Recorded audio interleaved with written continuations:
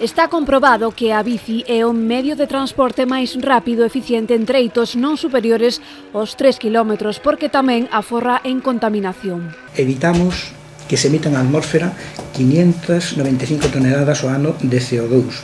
O sea que desta maneira contribuímos de maneira importante á moderación do cambio climático.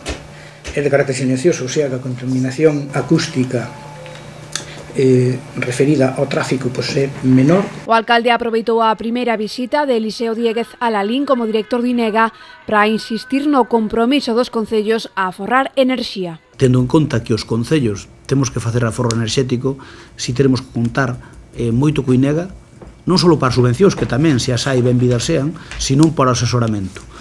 Somos conscientes de que na comarca do Deza, creo que yo oín el dicir un día, de que como mínimo sin facer un esforzo digamos especial, se pode aforrar un 30% de enerxía, como mínimo, eso sin facer un esforzo. Lembrou que en proxectos como cambio de luminarias na Rúa Areal xa se van cumprir cos requisitos de aforro enerxético.